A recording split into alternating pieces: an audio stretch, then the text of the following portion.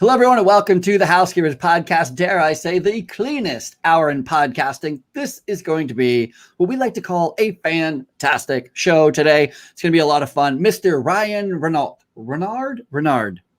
Did I say it right? Ryan Renard. Renard. Yes, sir. Renard. Yeah. All right. Yes, Ryan, thank you so much for coming on the show. I know you're in, what are we calling it now? Is it hot in Nevada? What's the temperature in Nevada right now? You know what? I didn't check this morning, but it's warm. It's warm and smoky. I have a friend. Warm and smoky isn't the front. What is the smoke from? The smoke is from the state of California, which is currently on fire. I don't watch the news, and so I don't know that California's on fire. I guess I knew, because I'm on the East Coast, I'm in New York. We did have some hazy days, and everyone's like, well, that's because of the fires in California. And I just kind of heard it and let it go. I didn't run to a television and go, oh, there's California fire. So it's big. It must be affecting you guys. You guys are right next to it. We are next to it. For those involved, it's absolutely devastating.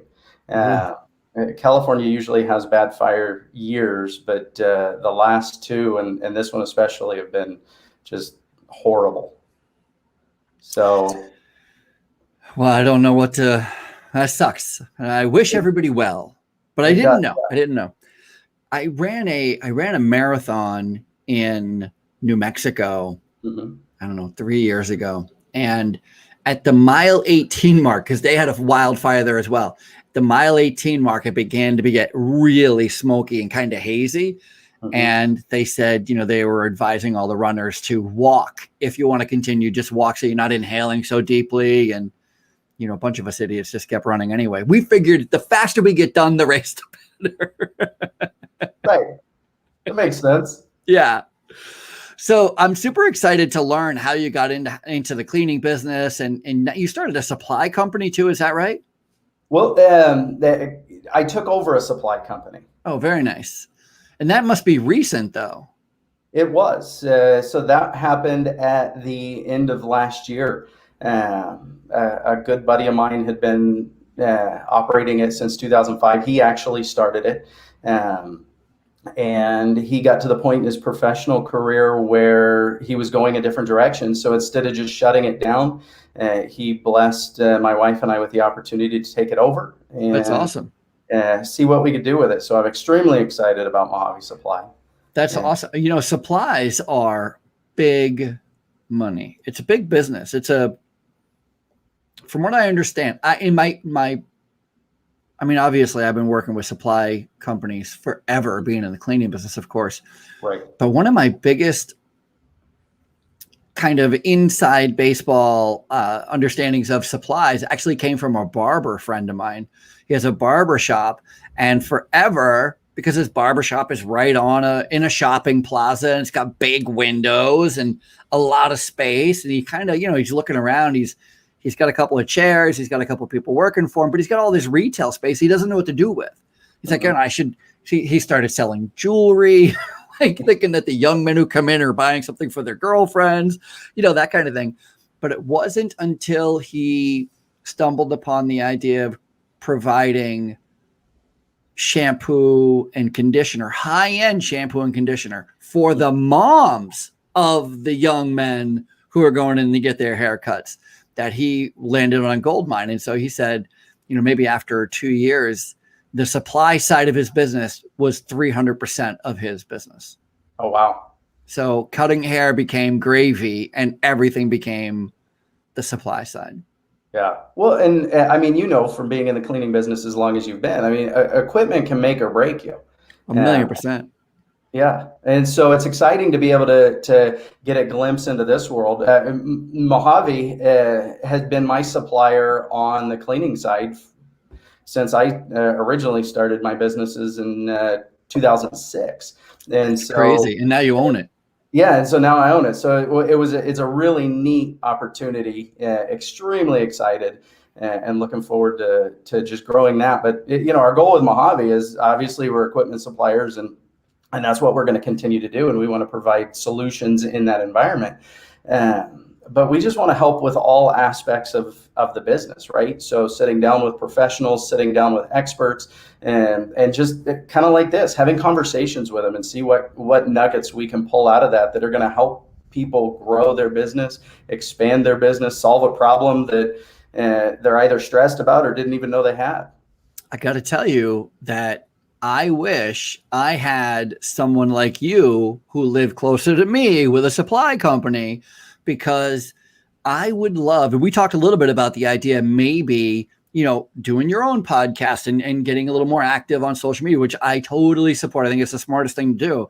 I wish I had a supply company near me who understood my brilliant idea. I'm calling it brilliant. Because everybody I've talked to has said no.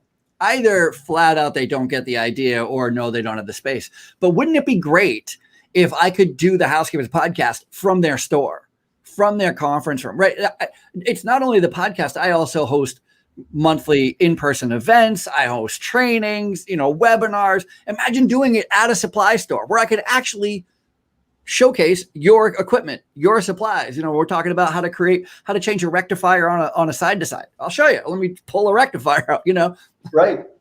Well, I tell you what I'll do. I'll send you a Zoom background with my logo, and there you go. Pretend I'm in Nevada. I like everything about it. Right. We can pump in fake smoke. I fear I'll be the only one choking. Not to make light of a really horrible situation. No, that was good. That was funny. So let's start back at the beginning here. You're in Nevada. Is that born and raised in Nevada? No, I'm a transplant from California. What part of California? So I was born and raised in the Central Valley, Modesto, California. And my previous cleaning companies, we were in the East and South Bay. So we had I was a franchisee, and I owned 3 franchise territories in the Bay Area. So that's where we came over from. And that's where you grew up, is in Central California. It was. Yeah. How was that? How was growing up in Central CA? You know what? It's a really nice place to be from.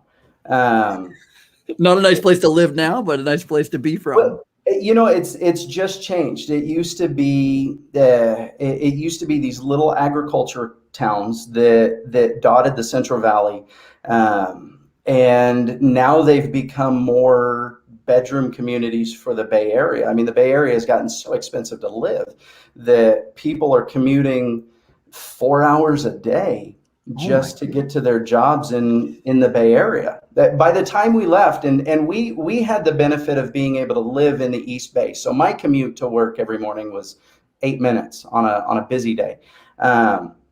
But during the time I left, there had been a new trend that had started where people were driving to work at 3 o'clock in the morning and then sleeping in their cars for a couple hours just so they didn't have to fight the traffic. Wow. And so, so as more people moved over to the Central Valley, right, the landscape of the city changed. And so they're not the same cities that my grandparents moved from Oklahoma to all those years ago. Is that where your family's from, is Oklahoma? Originally, yes. Wow. So what was high school like? I would say remarkably average. I was a good flight, uneventful. Yeah, uneventful. It was funny. My dad just called me the other day and said, "Hey, I got this folder with your old SAT scores in them. Do you need them?" And I said, "No. What were they?" And he said, "Well, you didn't light the world on fire." So about average, somewhere in the Midland. Yeah. That's where it was, but it was good. I had a good time. I made friends.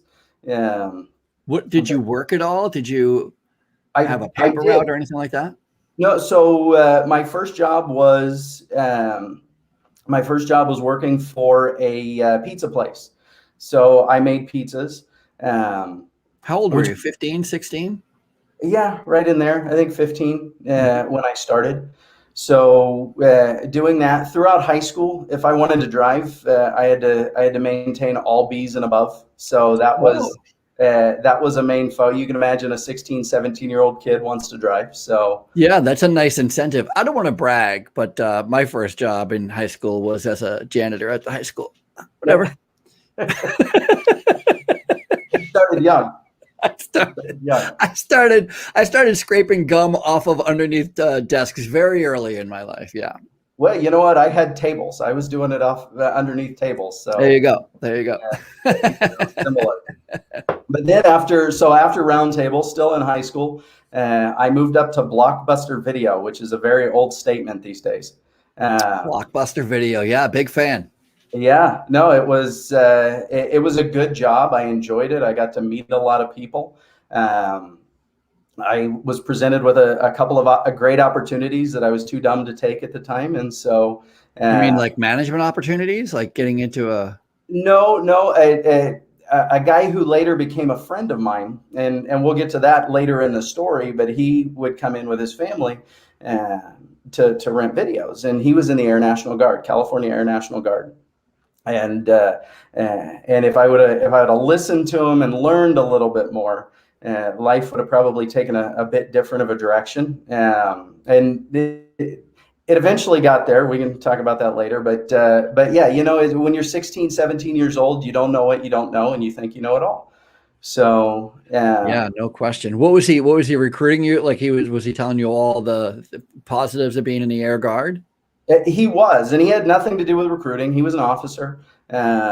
Just knew that the Air Guard was a good life, and wanted to try and share that with as many people as possible, especially young kids, not sure what they want to do with their life yet. And so, he offered to set me up with recruiters and show me around and that kind of thing. And at that point, it was thanks, but no thanks.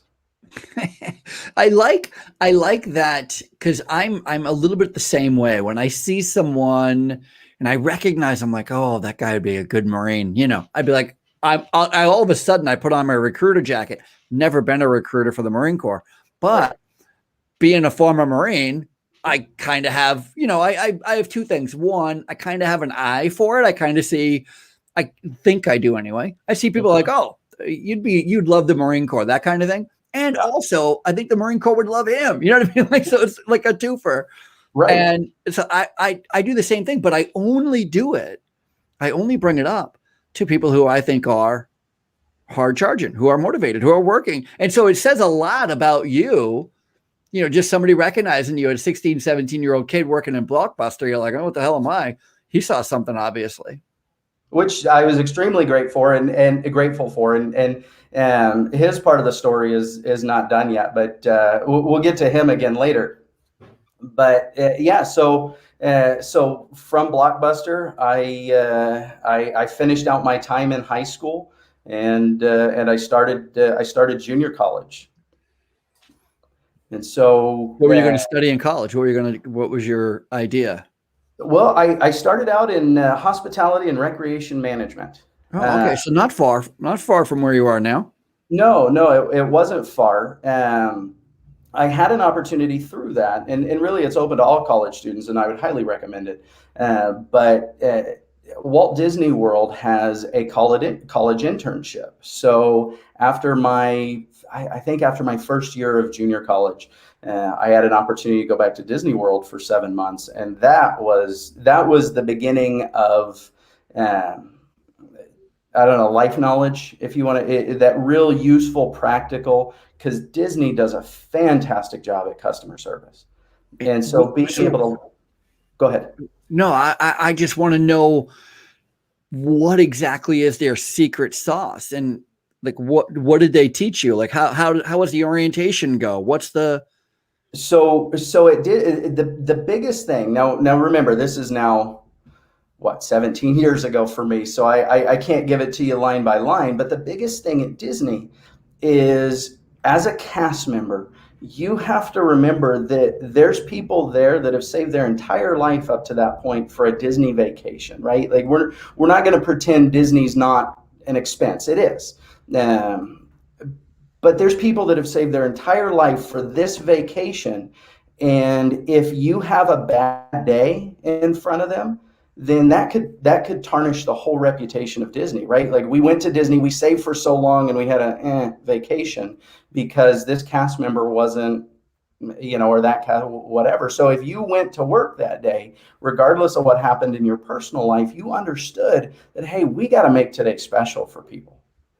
And everybody's a cast member. Everybody's playing a role. You go in knowing you either are happy or you pretend to be. Right. Well, and you know what? And throughout my life, it's interesting. Even when I'm not happy, I try to pretend to be happy, because there reaches a point in pretending where you just become happy again, right? Mm-hmm. Whatever made you upset. And so it was a really neat lesson for me, especially as a young guy, because I was there 18, 19 years old. And as a young guy, really getting that perspective. If I took nothing else away from there, which I was a lifeguard for 7 months, so to be honest, I didn't take away as much as I probably should have. Looking back, we'll just chalk that up as another opportunity that I probably didn't take full advantage of. But if I took anything away from it, I'm glad I was able to take away that customer service, that if you're in front of a customer, regardless, you do whatever you can without being just completely steamrolled, right? You do whatever you can to make that customer satisfied. I like that. I think that is so, I think that's what McDonald's does a good job at, Burger King, all those fast food places, because their business model, it sounds like Walt Disney World or Disneyland, which is where you would have went, right? I think that they're... No, I went to Disney World. Oh, you went to the Florida. Oh, okay. Yes. I just figured because you were in California, you would have went to Disneyland. But the model of like these fast food restaurants is they take kids for their first time job. And their whole goal is to teach them basic job skills, how to run a time clock, how to stay on time, how to greet a customer, how to make a sandwich, how to run machinery, it's all very geared towards being super simple with very clear overarching messaging, which is it's all about the customer. It's all about repeating the same thing over and over again. Consistency is good. Professionalism is better. Consistent professionalism is best, right? So it's that, and that's what it sounds like what Walt Disney World is really good at as well. Just taking these fine things and going, you know what? It's all about the attitude at the end of the day. And if you can master the attitude, the world is open. Right. It really is, and so that was a unique lesson for me. I enjoyed my time there. Looking back, I enjoy it even more, and so that was part of that stepping process where, I started to learn the skills. And it's interesting, I can look back in my life, and so I'm a Christian. I believe in God, and I believe God kind of ordains our steps and orders our steps. And so it's interesting to be able to see how every aspect of my life, starting in high school and then moving on to Disney World and just built skill sets that I would need in the future to be able to take those next steps. So jumping back to high school, that really first building block, because I was kind of a shy, backwards kid, right? And I don't know, maybe I still am a little bit, but but my dad said, look, you're either going to do, my parents, I say, but my dad was more vocal about it, but he said, you're either going to do speech and debate all 4 years, or you're going to do drama all 4 years. And at the time, drama didn't sound very fun to me. So I did speech and debate for 4 years, and I learned how to collect my thoughts and communicate those thoughts. And so that was really that first step towards what I feel are grander things in my life. So I'm very appreciative of that. And then getting the customer service at Disney World just added on top of that. Why was your dad so focused on speech and debate or drama? What was the... I think it was the ability to communicate. It was the ability to, especially on the speech and debate side, think critically about a topic or a subject, be able to organize your thoughts in a way that would be entertaining, because it's competitive speech and debate, right? And so it doesn't just have to convey information, it also has to be entertaining. And so to some degree, depending on where you are, so being able to take those thoughts, distill them into their main ideas, their main points, pick a couple of them, expand on those, and entertain somebody for 5 to 7 minutes. I think that's where he was going with that. And you know, dads knowing what they know, he probably knew I wasn't going to pick drama. So, you know, if he would have said speech or debate, or speech and debate, or you know, auto hobby or something, I would have probably picked auto hobby. But he said drama, so I was like, well, let's do speech and debate. You know, it's funny. I haven't really given it much thought. I'm an educator, but I work with adults. I'm an adult educator, and I educate people on business. And, you know, so it's the opposite of grade school and high school, that kind of thing. That's my only point. But if I were, you know, just thinking about it as you're talking, if I were to go teach in high school or in grade school, man, would there be a better job than to be teaching debate? I think that'd be the best job ever. Yeah. Well, and you know what? I think nowadays a job that's that more emphasis should be put on, because it's a skill that we're losing as a society. You know, and I know people tend to rag on millennials. I'm a millennial, you know, but it is. I mean, the technology that we have at our fingertips now has really shot us forward in some areas, and maybe held us back in others. And so, putting that focus would be phenomenal. So I'm a supporter. Yeah, that's really great. That's really great. Speech and debate. I can see it right now. Mr. Peterson's class. Get in here. Let's talk about something. I love it.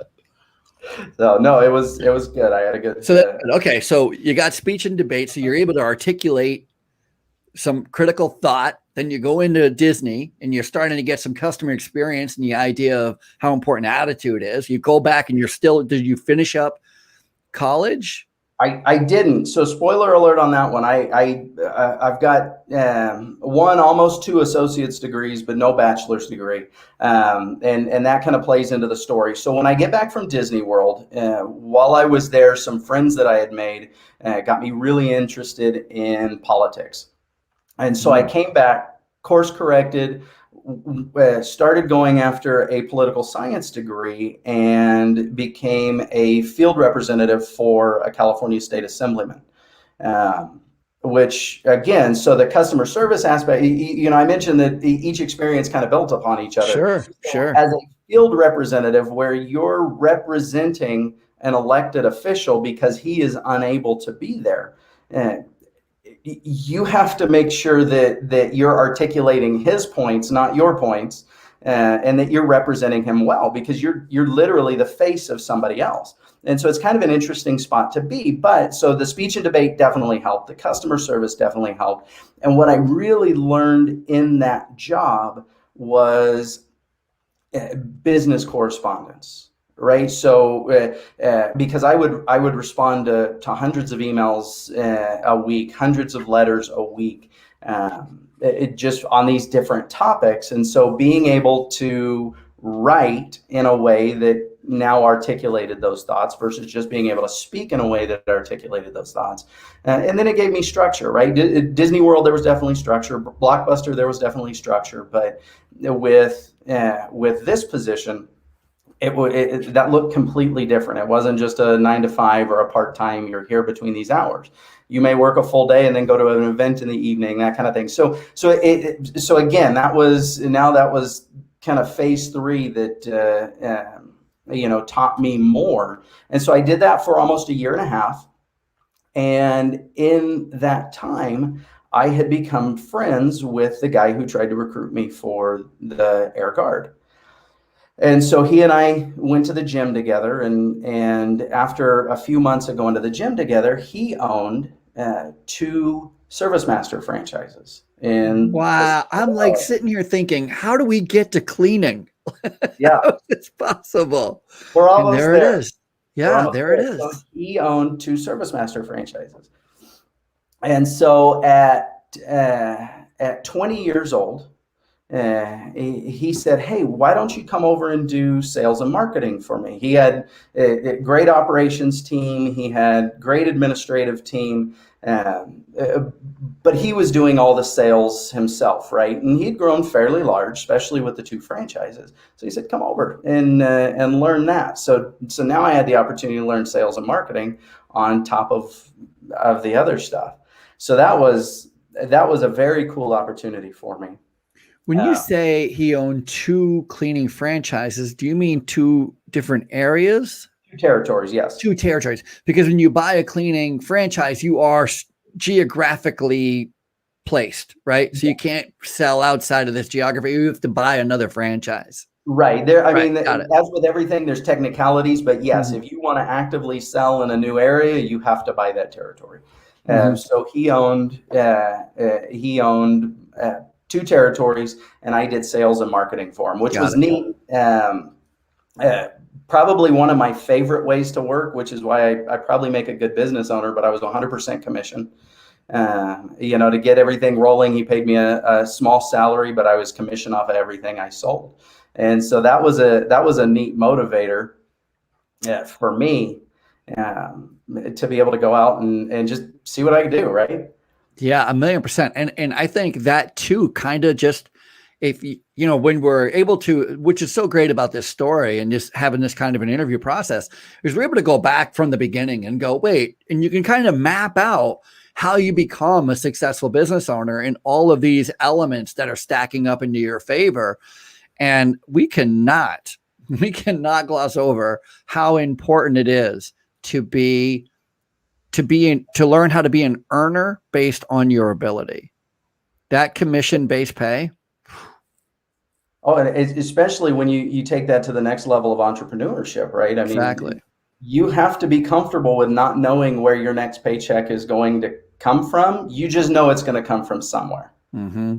And I think that's really what sets entrepreneurs apart from everybody else. And there's nothing wrong with being the other way, right? Stability. I get it totally. 1,000,000%. 1,000,000%. I have to remind myself of that there's nothing wrong with the working, that somebody, I'm married to a school teacher. Mm-hmm. And by definition, that means she is the opposite of an entrepreneur. She's the opposite of a risk taker. She's the opposite of a business owner. She does not want to guess where the next paycheck is coming in. So if I think sometimes when you're having a bad day, week, month, year, she's kind of like, just don't want to say it out loud, but maybe getting a job is best, right? Like that's her MO, like that's her. And somebody like you and me, the idea of going to work for somebody else, I mean, is there something worse? I don't know. You know what I mean? Like it's the opposite. It has the opposite effect. And and my wife's, very similar to your wife, and she does a really good job of grounding me. Not like punishment, but I just, you're grounded. I didn't even get that. That's funny. She probably wishes she could ground me. No question. She does a phenomenal job, but we're different in that respect, right? I can sense that there are times in my harebrained schemes where she looks at it and goes, well, maybe we should do something a little different, and I'm okay with just jumping in both feet, and I'll get something, right? So you and I we are very much alike. I am the same way. And what I always forget, this is the Housekeepers Podcast. This is Ralph and his relationship. No, sometimes one of the things I forget is my first sale is to my wife. I forget sometimes. I just kind of think she's going to go along with me, and sometimes she's like, wait, what's your idea? I'm like, I'm going to do this.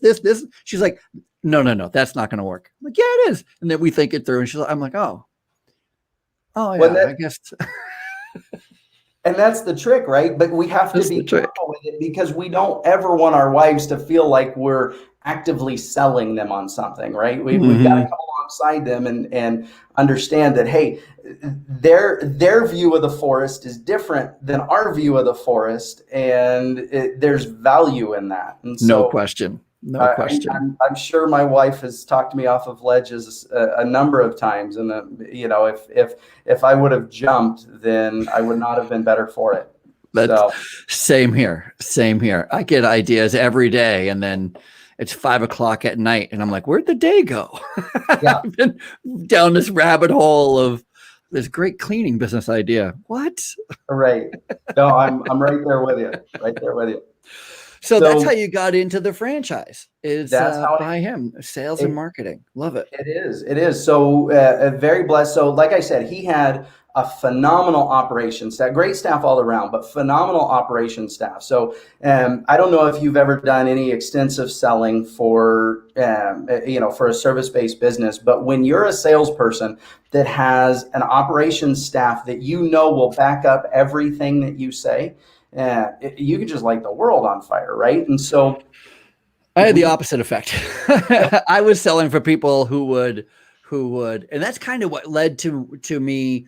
I worked for this fantastic company selling housekeeping, laundry services, and food services in nursing homes.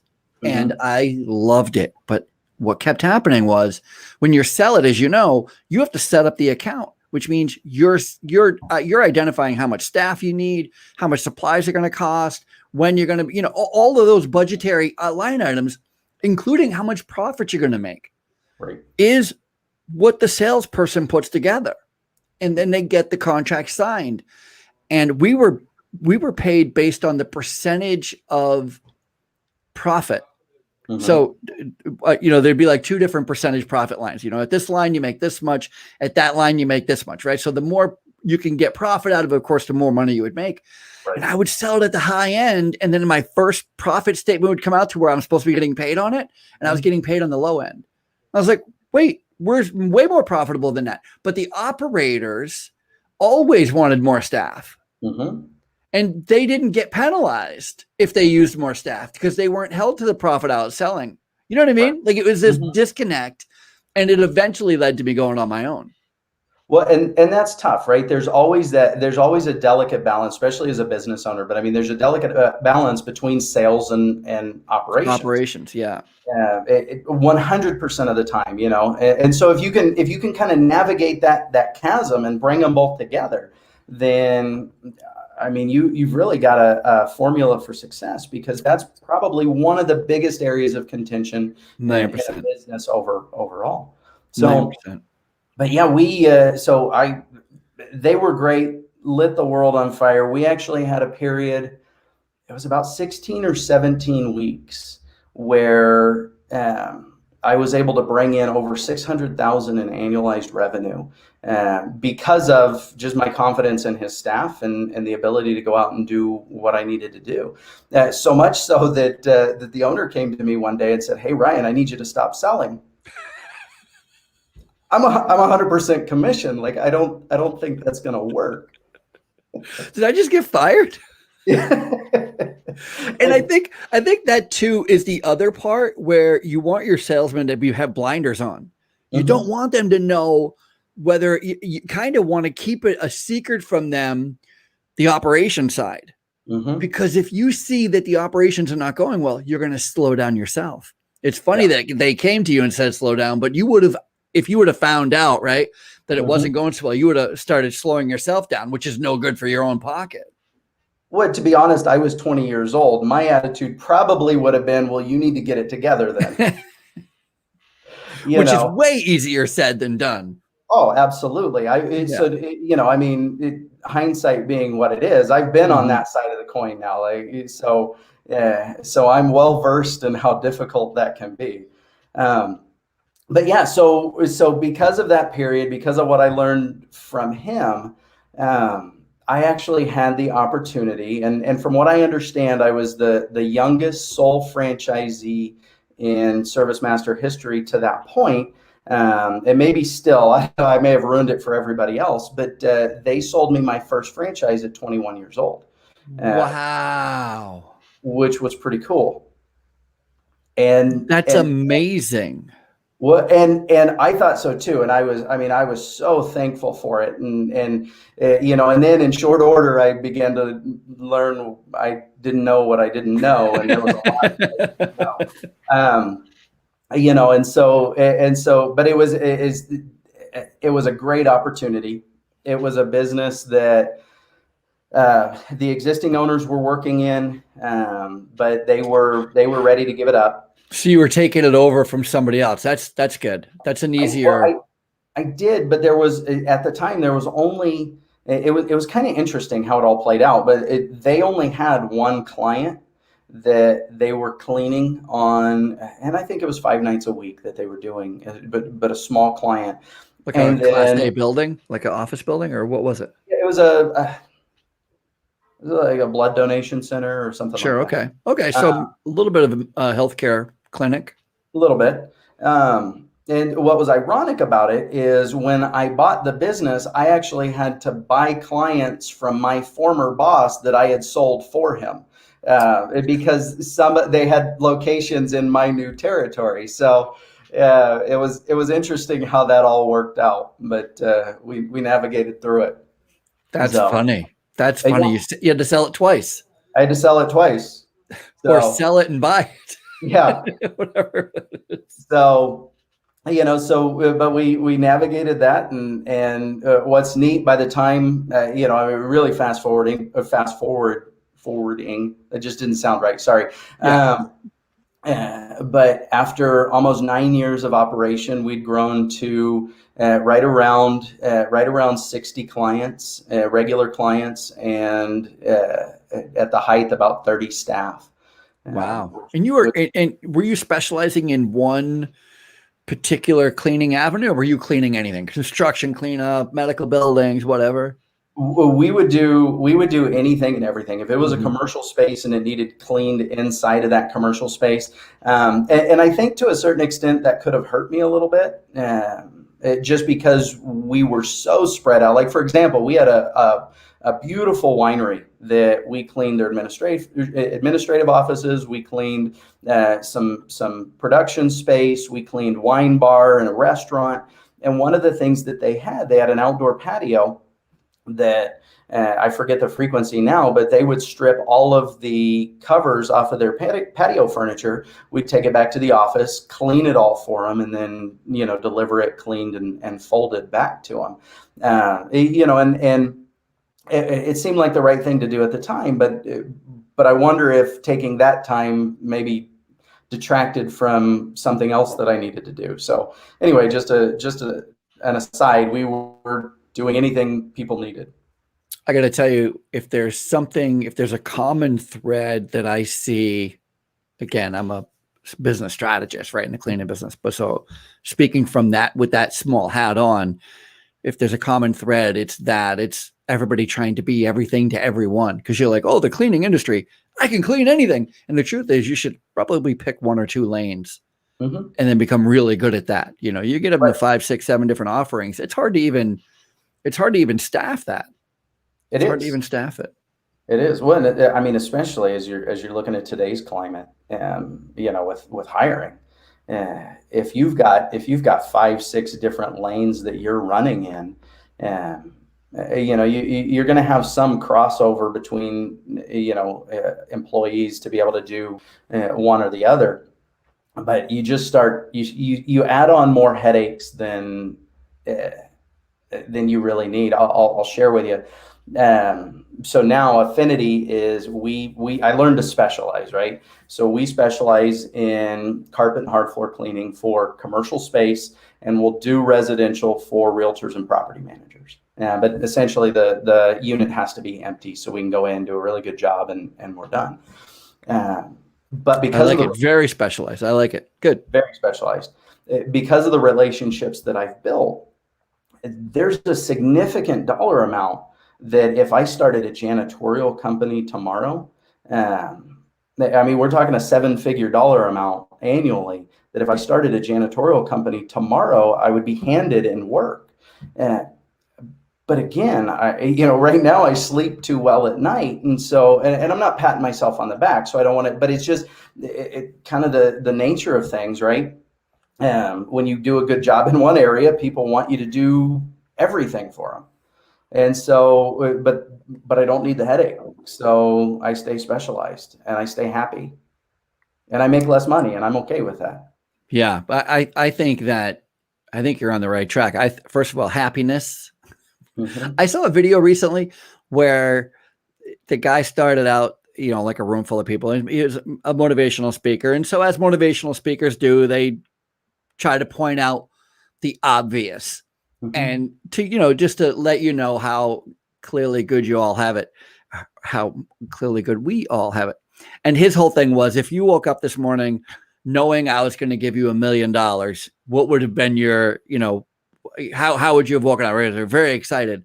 What if you knew that you're going to get $1 million, but you couldn't get out of bed for the rest of your life? And all of a sudden, nobody wants $1 million, right? And everybody here got out of bed, right? So it's worth $1 million, Yeah. So, but the only reason why I even bring that up is because happiness can't be undersold, right? Like, it is super, super important. What makes you happy? It's got to be part of your business. It's got to be part of your job.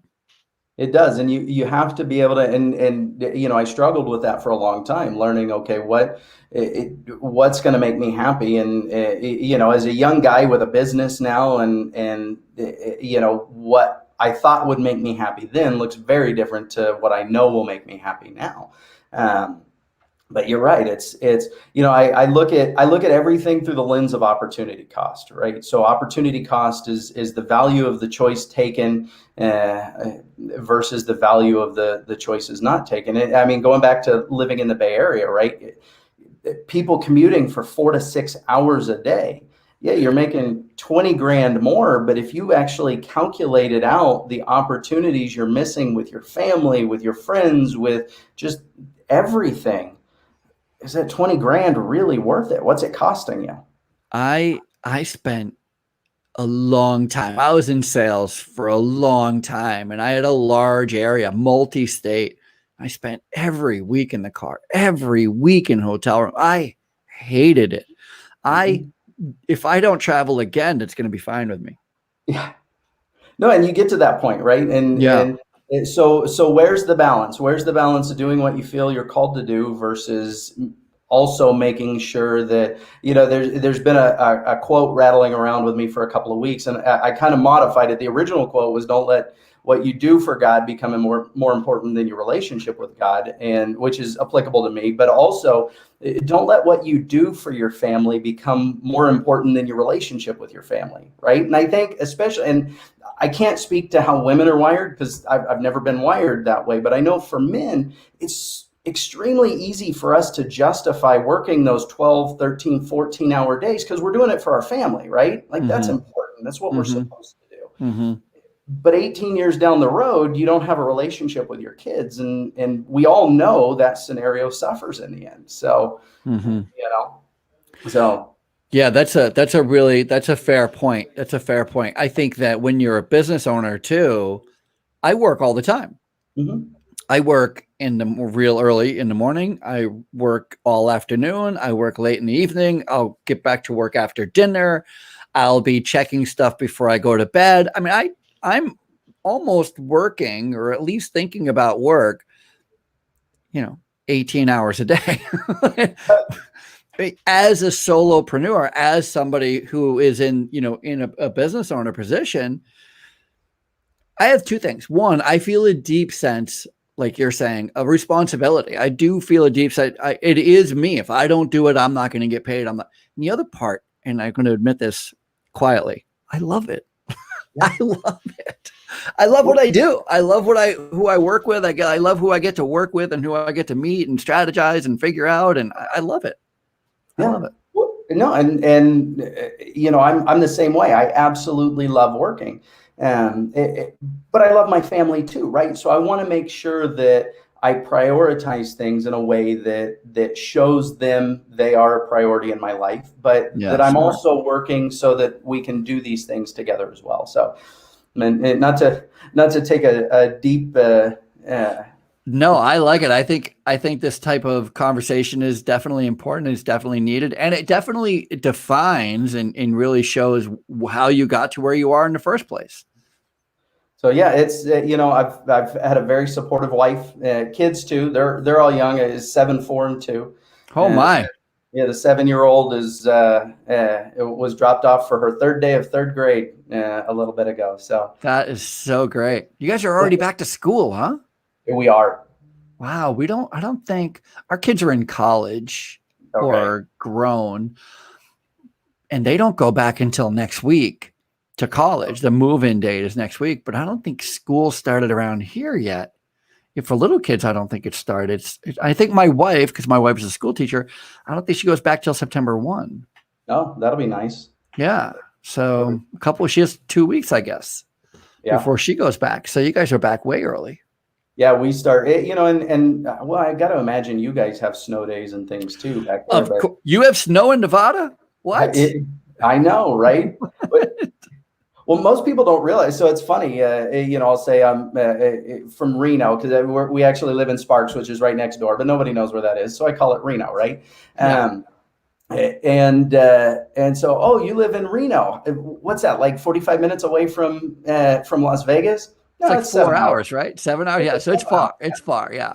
Yeah. Yeah. So it's a big state, so, but yeah, so up in the northern section, we get some snow, mostly up in the Sierras, right? But we'll get a couple of days a year. We'll get some snow down on us, give or take a few days. So it's nice. It's enough snow to where if you really feel the urge to clean off the driveway, you can. But you don't really have to, right? If you don't want to, you wait a day and the sun will take care of it. Right.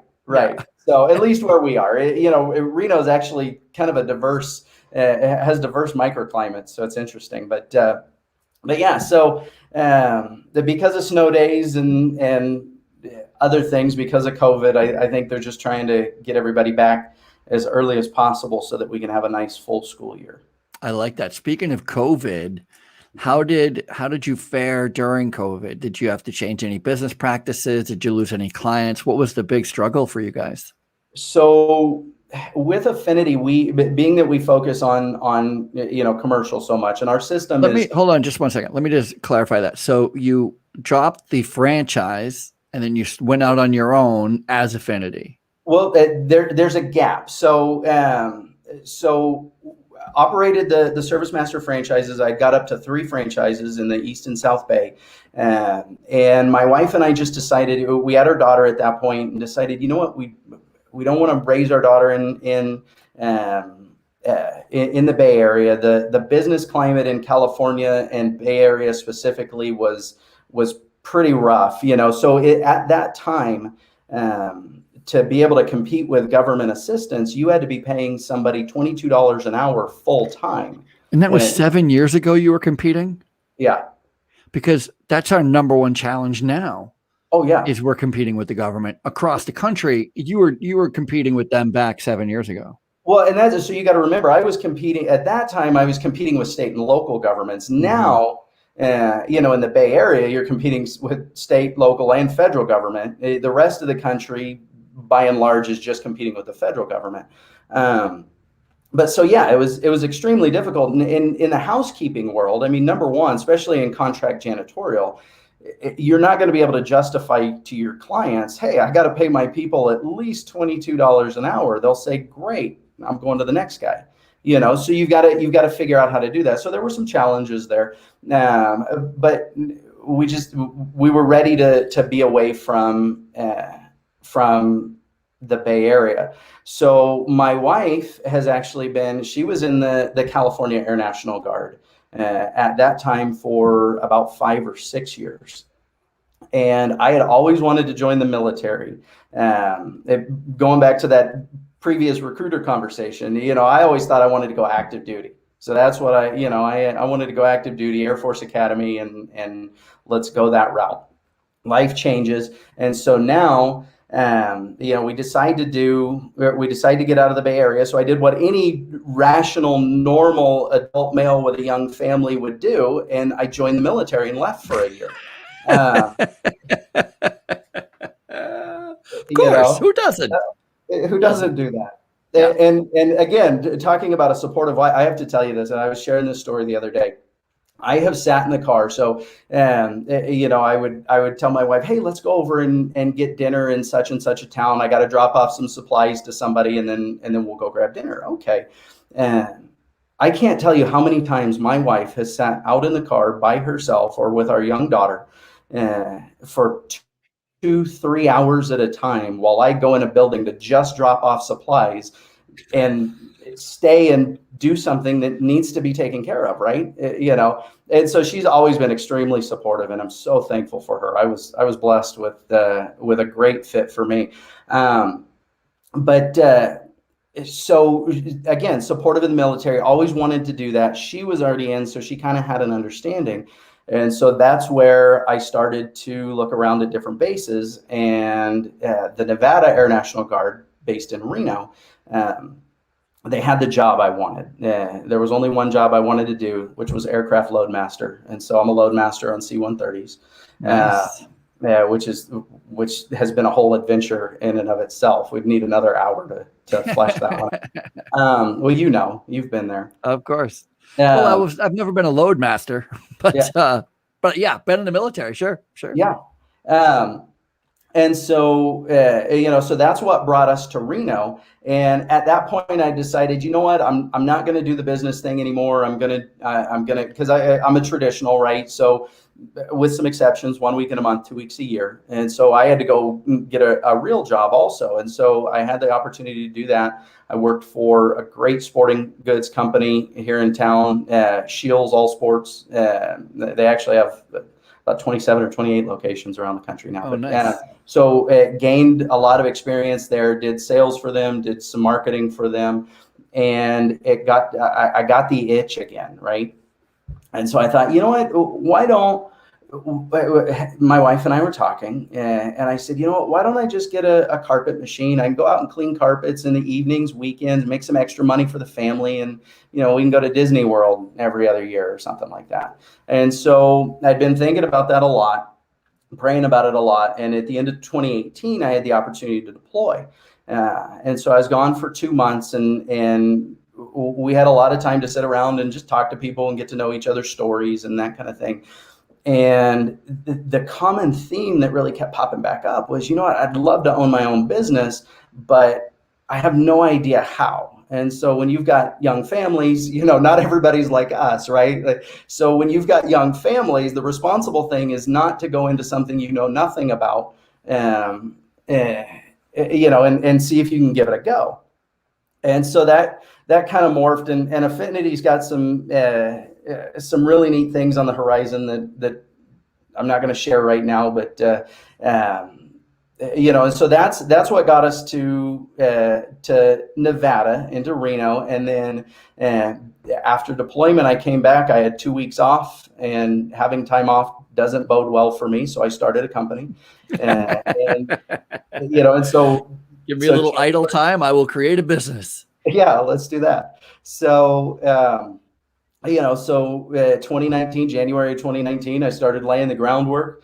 April 22nd, I started working full-time in Affinity and building it. And, that takes us all the way through to what I'm doing currently. Left the sporting goods company. Like I said, fantastic company. Didn't leave because of anything other than apparently I'm a serial entrepreneur, and I don't want to do anything else.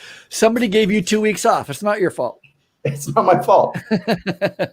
So just to go back, how was 2020 for you guys?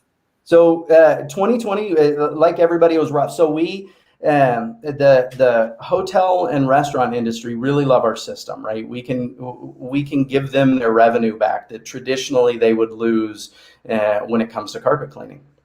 And so, so that being the case, who got hit hardest? Restaurants and hotels, right? I read a statistic a while back that when the dust settles, I think 1,000 to 1,200 hotels around the country will just close, Yeah, and it's an even bigger number than that for cleaning companies. A lot of cleaning companies were not able to survive during the pandemic because of so many closed. I mean, offices, schools, businesses, hotels, restaurants, everything closed. Right. So we business contracted for us. It never fully went away. And in the beginning of the pandemic, probably about 3 weeks, where while we were all figuring out, okay, what is this thing? There was about 3 weeks where I worked on yard projects. But otherwise, we were able to jump right back in and grow. And we're extremely small. So it's myself and I have a technician, and and we go take care of our clients. But so we took a hit, but we still grew last year over Awesome. 2019, which was Wow. awesome. Yeah, that's great. And I'm really excited to say that by the end of this month we should meet what we did last year. So with 4 months left of the year, so that's really great. And yeah, what is the rest of 2021 looking for you? I mean, you are going to continue to grow. You're going to add on another tech.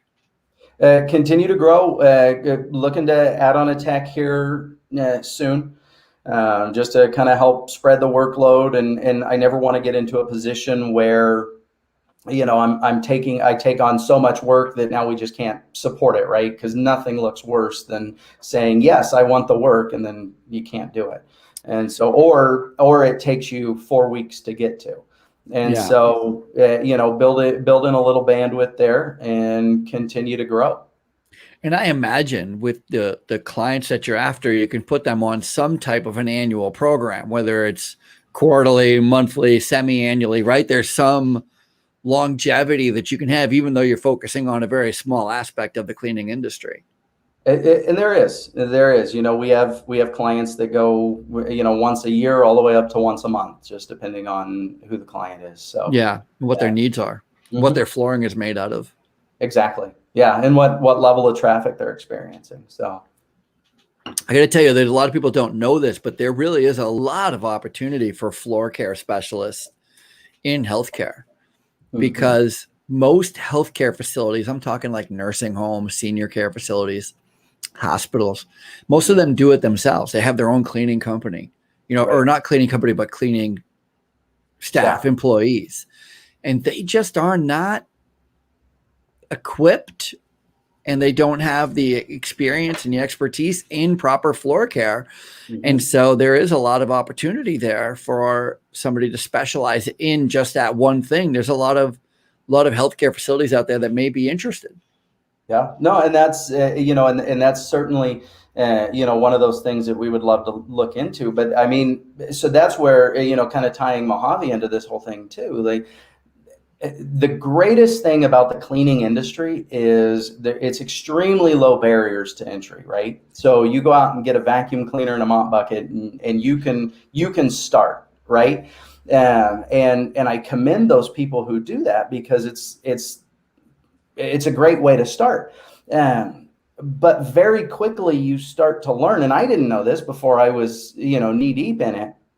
You start to learn that there's so much more than just going and getting a couple of pieces of equipment and cleaning something, and so with that, I would imagine, having never been in the healthcare industry, but in that way, but there's so much training that goes along that those centers are not necessarily equipped to be able to provide, because nobody on the healthcare side necessarily knows how to strip a floor properly, or what finish to use, or what systems to use, and so with Mojave, that's what I want to do. Is I want to take these great companies, or help healthcare, whatever the case may be, but take these great companies that were started by ambitious people who bought a vacuum, and show them, okay, great, you've got a great foundation. Here's the things that you need to know. And that's what you're doing too, right? It's just providing information, hoping that people are finding it useful, and knowing to a certain extent they are.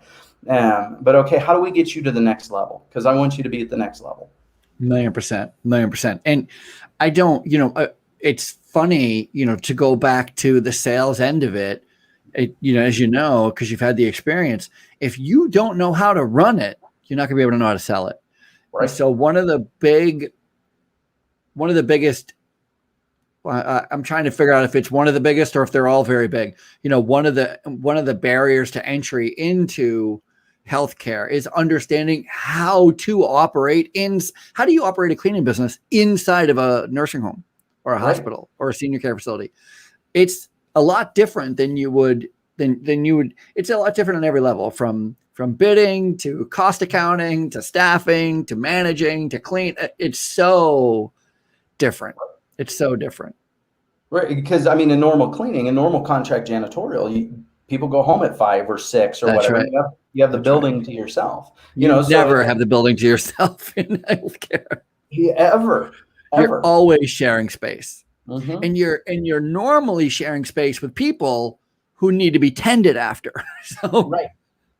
Well, and who, I mean, just stuff as simple as spray buffing, right? To keep how that affects the indoor air quality now, and how that's going to affect the people in there for care and the staff that's caring for them. And now you add COVID on top of that, and particulate, and we go on and on, right? 1,000,000%. I have, one quick story. We'll get out of here, but we're always buffing is, it's the thing that I concentrate on the most. Floor care is everything to me. Everything is floor care. Floors. I always say there's 3 most important areas of any facility to be cleaned, and that is floors, floors, and floors. Those are the 3 areas that are the most important.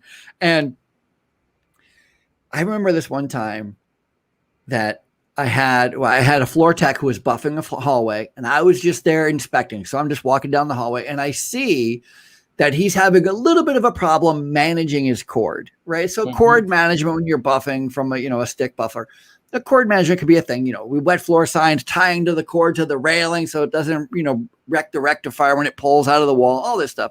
Right. And there is a young lady who is helping an elderly gentleman down the hallway, and I see I'm going to have to help them with the cord and make sure everything.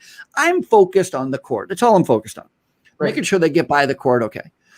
They get to the resident's room, this young lady, and by young, I mean, if she was 20, I'd be surprised. She had to be at least over 18, but younger than 20. So somewhere in that line. Very young lady. As soon as she goes into the resident's room with this elderly gentleman, his call light goes on. Before you know it, people are running to the room. The ambulance are called. Alarms are going off. I'm like, what the heck happened? Something must have terribly have happened. And it turns out that the dust from the buffer was causing a breathing issue. And I was like, oh my gosh, this is why it's so important to sweep, dust mop before we buff and make sure you're buffing a clean floor and this whole thing. And then the ambulance comes out with the bed, and on the bed is the young lady. The whole time I thought we affected the breathing of the 80-year-old. Right. No, it was the 18-year-old who apparently was oh boy. Like, what? Yeah. No, it's. I don't even know what to say about that. It just reminded you just reminded me of it. With the particulate and the spray buffing and the mechanical exhausts and on and on and on. Well, that's early on in my career, propane buffers, and I know how dangerous those can be. Absolutely. We used to light wax on fire, right? You used to light wax on fire and put it on the floor, and that's how you smoothed it out. I mean, that was. Yeah. Well, and I mean, so so the story that I know is one of our competitors. He didn't realize he was buffing a big space, and so obviously in there for a very long time, didn't realize the door had shut behind him and his ventilation cut off. And the CO2 builds right up. That was a very tragic story. Sounds tragic. That sounds terrible. Yeah. Housekeepers Podcast. We're going to leave it on a terrible. Still in business after all these years. Need a positive note. Yeah. Sorry, I should have been looking at the time better. No, that's that kind of thing happens. Tragedy happens in the cleaning business, whether it's from a propane tank, in a closed space, or the most common accidents that happen as a result of cleaning is tripping. Mm-hmm. Tripping, falling, slipping on a wet floor, slipping on a newly waxed floor, tripping over a cord. vacuum cord stretched out across the lobby and somebody having something in their hands. That happened to me. Mm-hmm. I was vacuuming a space, and I had a nurse's aide walking into a facility. She had a box of, I don't know, bagels or cupcakes in her hand. She did not see in front of her that I had raised the cord, and she fell and broke a kneecap. And I mean, it was the opposite of a good experience. And it was all my fault. Sorry about that. Yeah, that was still challenging, but it's just she wasn't there when I started vacuuming. I turned my back. I just want to get to the edge, to the corner, so it's unfortunate. That's the way you learn stupid lessons, but that's tripping, falling. Well, hopefully, and I guess as we wrap it up, our PSA can be learn from the dumb things we've done. That's don't do them yourselves. That's right. I often wonder, and this is maybe going to sound silly because there are so many things you could just pay attention better, but wouldn't it be great if, do you know what a Carolina jig is in fishing? A Carolina jig is just a way of putting the sinker. Imagine putting if you have a line that you're going to throw on the cast and you have a bobber, but you put the bobber next to the hook or like 6 inches above the hook. And then you put the sinker on after the bobber. And so what that does is when you cast a line, the sinker goes to the bottom and the bobber goes up. And then the worm goes above the bobber. It's like that. It's really great, especially for like stream fishing and, a little bit lake fishing, but lakes where you can hit the bottom, that kind of thing. Right. Anyway, I always think of that. Like, I think it's called a Carolina jig. I kind of think of that. Wouldn't it be great if there was like a little alarm you can have on a cord so that when it's plugged into the wall, the alarm sits on the floor. And if you pick the alarm up, it goes off. And so that's how you know that you've gone too far with your cord. Like, right? Yeah. No, that would somebody's going to invent that. I came up with it. Give me credit. Patent pending. Well, and that's, what as I'm getting into Mojave and I'm just looking at all the equipment out there that I didn't know exist. I mean, as battery technology gets better and battery equipment gets more prevalent, what a tremendous opportunity for that. So, right, from a safety aspect, from a sheer productivity aspect, so those are exciting. Exciting. There's a lot of battery operated machines out there. There's not a lot of battery operated stick buffers. Right. So I found, and we actually carry it in our line, but there's a 15-inch. It's a 17-inch, 1500 RPM battery buffer that will run for 2 hours. That's pretty impressive. That's pretty cool. That's really cool. And so, that's really cool. Learning more about that, it's neat to see because I think as that technology, especially in the healthcare environment, again, becomes more prevalent. I mean, talk about a game changer. There's no cords to trip on. There's no broken kneecaps. It's being able to complete your job as you need to do it and get in there with being minimally invasive. I'm curious as to how much that thing weighs. And the battery's got to be on the housing unit itself. It can't be on the stick. No, it's on the housing itself, and it looks a little bit different than a traditional buffer. It's more robust for sure. You have them? You have them? They're in our line, yes. Will you do me a favor? Can you at the end of this video, obviously this video will be live on LinkedIn, Facebook, YouTube. Will you attach a link to that so I can see it? Sure. Just put it in the comment section of this video when we're done. Bidder for us, but I'll make. So I'm not sure if it's up on the site yet. I've got a fantastic. You get it on the site. I want to see it. I know. We'll get it there. Well, when you do, make sure you put it in the comments so I can see it. Because I'm really interested. I think that is technology that I would love to take a look at, because I agree. Yeah. Cord management's a bear. Yeah, I've got a church client that's buying one of those for a new facility that they're building. It's actually my home church, but Same thing, getting rid of the cords, because cord management is it's the number one source of fault. It's the number one, it helps contribute to the number one cause of accident. And then it's the number one maintenance cost of any piece of equipment that you have. So if you can eliminate those three issues, you're miles ahead. So yeah, I'll get it over to you. Yeah, 1,000,000%. And not only the tripping and all that, but also rectify. I can't tell you how many cords. I do classes on cord fixing all the time. How to fix your own end, how to replace a rectifier, because I can't tell you how many thousands and thousands and thousands of dollars that I have spent because my manager didn't know how to fix a cord, and so they sent it out. Yeah. And every time you send it out, and they just got to put on a $3 end because you ripped it out of the wall. Yeah, cost me $100, $125. 2 weeks without having to buffer. Cords are my nemesis at this point as well. So I know I had 30 janitors, and I didn't have enough money to have them fixed, so I had to learn how to do it. And it's extremely simple. It's extremely simple. Even changing a rectifier is extremely simple. You just have to be taught to do it. But it's one screw, 4 little plugs. Yeah. And yeah. That's it. Housekeepers Podcast. We're going to get into it's going to be the maintenance podcast in a second if you let us run down this rabbit hole. Hour 2, yes. Hour 2. How do people get a hold of you, Ryan? How do people find you? How do people hire you? Is there a website?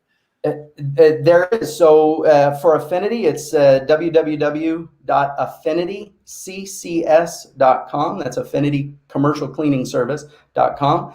And for Mojave, it's mojavesupply.com. So wonderful. We're on social media. Reno, Nevada, or just outside of Reno, Nevada? We are Sparks, Nevada, and which is a neighbor. Sparks, Nevada, and not to be ironic, but it's smoky there. I don't know why there's Sparks, Nevada. It's smoky, but that's not funny. All right, whatever. They don't all work, but they don't all work. Thank you so much. And again, all of your links to your website and everything will be in the show notes as well. And we'll also put them on the end of this video. So please make sure, if you enjoyed today's show, that you like and subscribe, and maybe perhaps even think about writing a review. By the way, somebody just reached out to me. They're like, what should I say about the review? I said, well, do you like the show? Yeah, I think the show's great. Say that. That's enough. This show is great. It doesn't have to be a paragraph, some soliloquy. You don't have to write some awesome speech. It'd be great if you could write. If you're capable, please do. If you're capable. But hey, I just enjoy this show, or this show is really impactful, or, I learn a lot from the show. That's really plenty. Just a couple of word sentence to say how much you enjoy the show is enough to get our ranking up, when all it's doing is making sure more people are seeing and hearing and learning more about the Housekeepers Podcast. Again, the 7th largest industry in the world. There cannot be enough housekeeping and cleaning related podcasts and shows out there. So any love you give us, I guarantee will come back to you tenfold. Not for me specifically. I don't have that type of ability to love everybody, but I want to. You know what I'm saying? Housekeepers Podcast. Ryan Renard. I always want to say Renard, but it's Renard. Renard. I don't know why I want to put an L there. Ryan Renard, Ralph Peterson, cleanest hour in podcasting. We will see you guys later.